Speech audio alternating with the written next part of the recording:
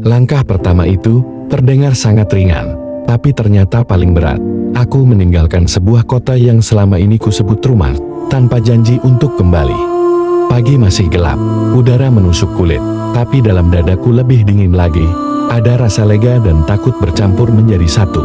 Tidak ada peta di tanganku, hanya ransel kecil berisi pakaian, sebotol air, dan buku catatan yang sudah lama kosong halamannya. Hari pertama aku berjalan tanpa tujuan. Setiap perempatan seperti menawarkan kemungkinan, tapi juga jebakan. Aku memilih arah yang terasa paling asing. Di sebuah halte tua, seorang perempuan tua menatapku lama. "Kau seperti orang yang baru kehilangan rumah," katanya. Aku hanya tersenyum tipis. Perjalanan membuatku bertemu banyak wajah asing, ada yang ramah, ada yang curiga. Setiap pertemuan adalah cerita singkat yang mungkin takkan terulang.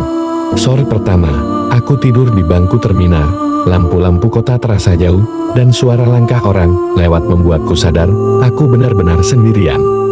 Hari-hari berikutnya, aku pindah dari satu kota kecil ke kota lain. Uang di sakuku semakin menipis, tapi aku merasa harus terus melangkah. Kadang aku bekerja serabutan demi makan, membantu pedagang pasar, memanggul karung beras, atau membersihkan warung. Di sebuah warung teh, seorang lelaki tua bertanya, "Kenapa kau berjalan tanpa peta?" Aku menjawab, "Karena aku ingin menemukan sesuatu yang tak ada di peta." Dia tersenyum lalu berkata, "Kalau kau hanya mengikuti peta, kau hanya akan menemukan apa yang sudah ditemukan orang lain." Perjalanan tanpa peta berarti sering tersesat. Ada hari-hari di mana aku berjalan jauh hanya untuk kembali ke titik awal. Aku pernah tersesat di hutan kecil, hanya ditemani suara jangkrik dan cahaya bulan. Malam itu, aku belajar bahwa ketakutan adalah teman lama yang harus diterima.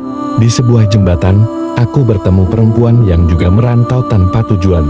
Kami berbagi roti dan cerita sampai fajar. Dia bilang, "Kita ini seperti air, mengalir saja sampai menemukan muara." Kata-katanya menempel di kepalaku. Musim berganti, kakiku terbiasa pada tanah asing. Hujan, panas, dan debu sudah jadi bagian dari perjalanan. Aku mulai sadar bahwa tujuan sebenarnya bukan titik akhir, melainkan setiap langkah yang kuambil di sepanjang jalan. Kadang aku berhenti di tepi jalan, melihat orang-orang berlalu.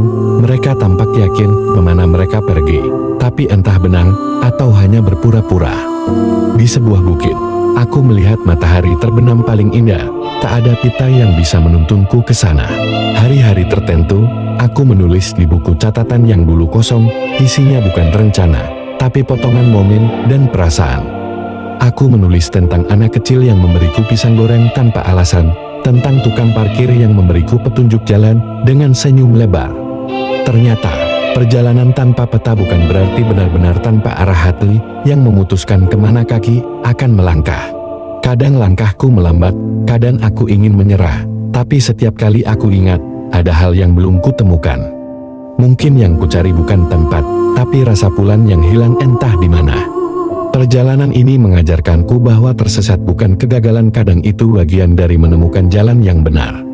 Aku tak tahu kapan akan berhenti, tapi aku tahu, selama masih bisa melangkah, aku akan terus berjalan.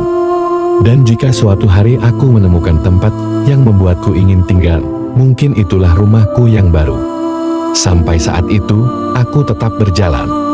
Dalam perjalanan tanpa peta, beberapa hari setelah melewati desa kecil itu, aku menemukan jalan setapak yang jarang dilalui orang. Rumput liar tumbuh tinggi di kedua sisinya, dan hanya suara burung yang menemani langkahku. Ada rasa tenang sekaligus rasa ingin tahu yang kuat kemana jalan ini akan membawaku.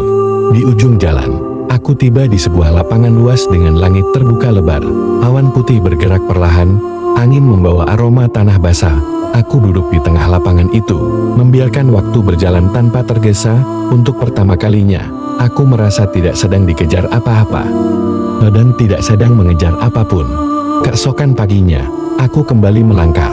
Jalan masih panjang, dan aku belum tahu di mana akhirnya. Tapi sekarang, aku mengerti.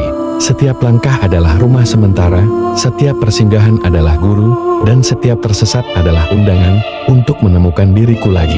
Dan pada akhirnya, Aku sadar bahwa perjalanan tanpa peta bukan berarti berjalan tanpa arah. Ia hanyalah cara lain untuk mempercayai hidup, menerima bahwa tak semua hal harus diketahui di awal, dan membiarkan takdir menuntun langkahku ke tempat yang bahkan tak pernah kuimpikan sebelumnya.